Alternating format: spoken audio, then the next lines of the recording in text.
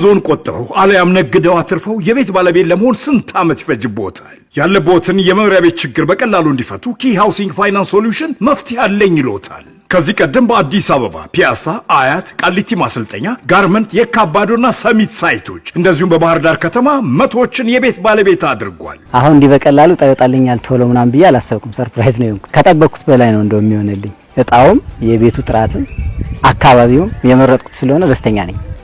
እጣው ትክክለኛ ፌር እንደሆነ ምናምን አረጋግጫለሁና ለሚጠራጠሩ ሰዎች ያው እኔ ምስክር ነኝ፣ አትጠራጠሩ። እጣው ፍትሃዊ ነው።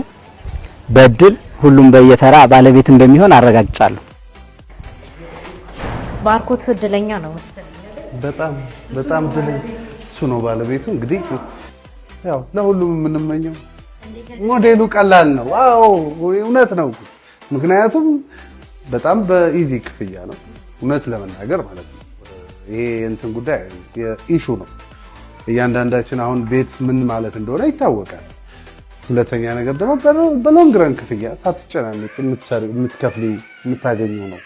እድለኛ ከሆንሽ ደግሞ ቀድመሽ ከፍለሽ በትንሽ ዋጋ ለ30 ዓመት እየከፈሉ መኖር ቀላል ነገር አይደለም።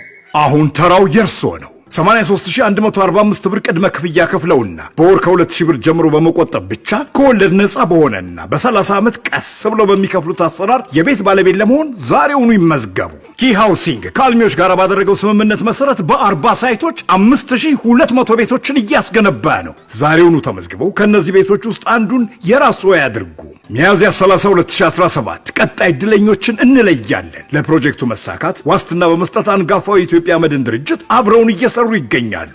ይቅናዎት። አድራሻ ጦር ኃይሎች አደባባይ ዮባን ህንፃ 3ኛ ፎቅ። ኪ ሃውሲንግ ፋይናንስ ሶሉሽን ቀላል ነው።